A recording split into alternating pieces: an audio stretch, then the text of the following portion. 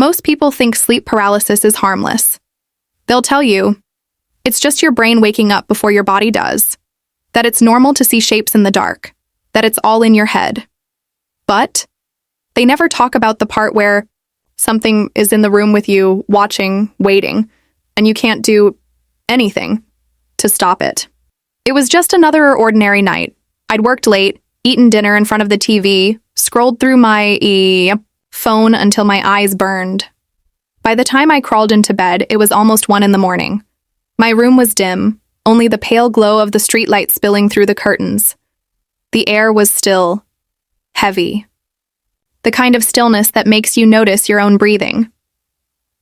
I lay there, staring at the ceiling, letting my mind drift in that half-asleep haze.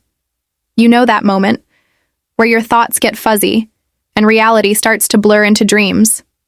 I must have been there for a while, because I don't remember falling asleep, but I remember waking up. My eyes snapped open.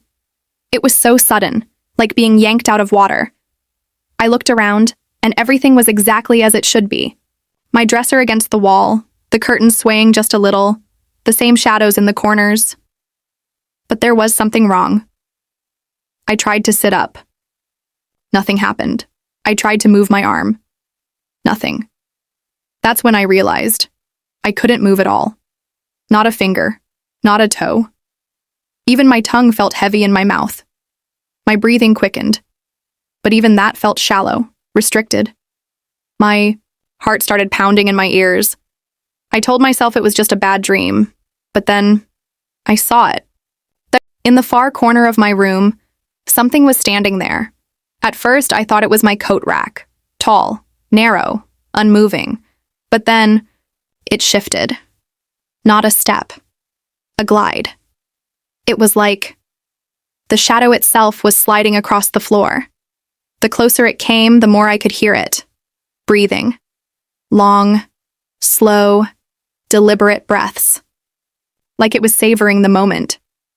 My eyes darted around the room, looking for some kind of explanation. A trick of the light, maybe? But no. This thing, it was real. It stopped at the foot of my bed. And the air grew heavy, like the weight of the room had doubled.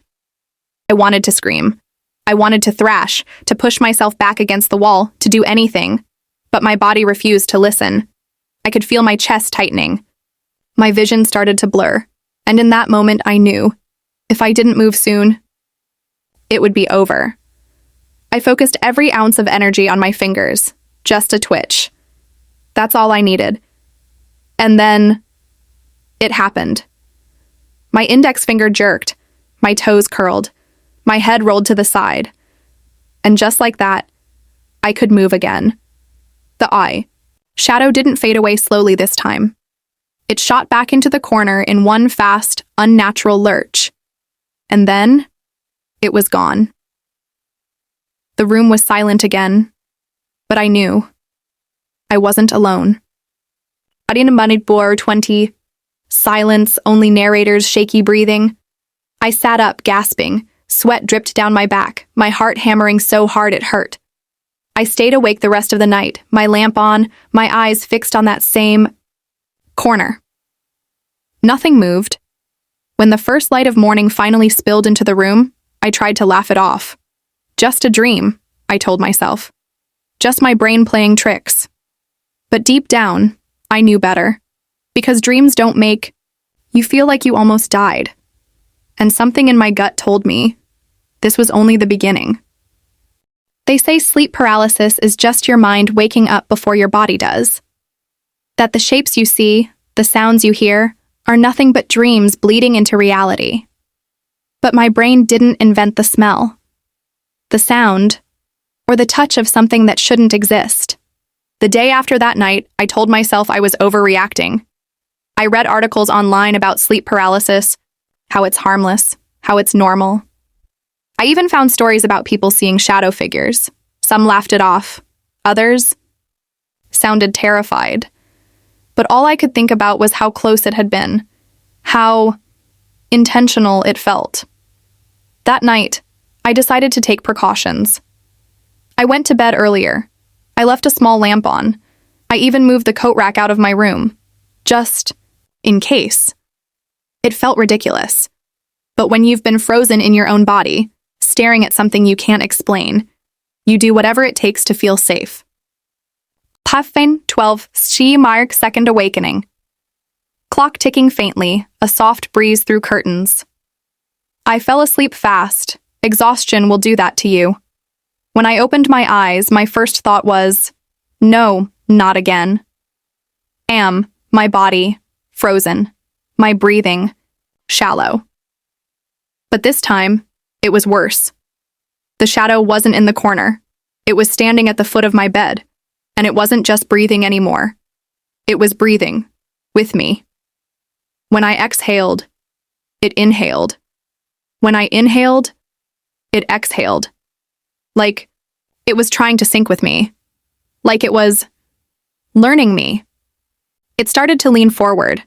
I couldn't see a face, just the deep hollow where its eyes should be. Then I heard it. A whisper. At first I thought it was a language, but it wasn't anything I recognized. It was broken, glitchy, like a voice from a detuned radio. The sound seemed to wrap around me, slipping into my ears and straight into my skull. Every word, if they were words, made my skin crawl. Then I felt it, cold, starting at my toes, sliding slowly up my leg. It wasn't a blanket moving, it was deliberate. The touch of fingers, long, thin, impossibly cold fingers. My mind was screaming. I fought to move, to kick, to do anything. My jaw clenched, my fingers twitched. And then suddenly, I could move. The shadow recoiled, snapping. Backward like a startled animal. In one sharp motion it dissolved into the wall, melting into the darkness like ink dropped into water. And just like that, it was gone. I stayed awake the rest of the night, sitting upright with every light in the room turned on. I didn't sleep until the sun was high in the cool sky. And as tired as I was, one thought kept eating at me. It wasn't just standing closer this time. It was touching me. And if it keeps getting closer, what happens when it finally reaches my face?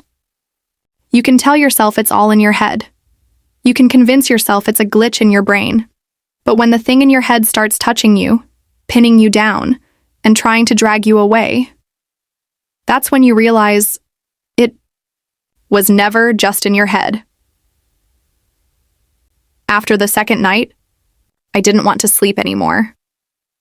I stayed awake for as long as I could, drinking coffee, pacing the room, keeping the TV on for background noise. But exhaustion. It's like an enemy you can't outrun. By the third night, I was already nodding off before midnight. My body ached. My eyelids burned. I told myself, maybe if I stay on my back, maybe if I keep the lights on, maybe it won't happen. Maybe it was just a coincidence. I was wrong. Because when I opened my eyes again, the clock was glowing 3 a.m. At first, I thought maybe I was dreaming, but the moment I tried to move and couldn't, I knew. But this time, something was different. The shadow wasn't in the corner. It wasn't at the foot of the bed. It was already on the bed. And then, its face lowered toward mine. I could see the hollow eyes, so close that the darkness inside them seemed to spill out, like it was trying to swallow me whole. It didn't just want to watch me this time. It wanted to take me. Its whisper returned, louder now. Still broken, still wrong, but faster, more urgent. I didn't understand the words, but the tone. It was hunger. My chest burned, my lungs felt crushed under its weight. I thought that was it. That I'd take my last breath pinned beneath something that didn't belong in this world. But somewhere, in the middle of that panic, something inside me snapped. My fingers moved, then my legs. In one violent motion, I kicked upward, hard. The shadow let out a sound I'll never forget. A shriek, but not human. A deep, guttural noise that rattled my skull. It lurched. Back, folding into itself, twisting unnaturally, and then it was gone. Not slowly, not fading. It was just Gone. I sat there gasping, clutching my chest. The room was quiet. The lights were still on. The clock said 3:04 a.m. I didn't sleep for the rest of the night. I couldn't. Even when the sun rose, I didn't feel safe. It's been a week now. No more paralysis, no more shadows. But I know better than to think it's gone. Because sometimes in the dead quiet of the night, when I'm lying in bed, I still hear it breathing. And I know. It's just waiting for me to close my eyes again.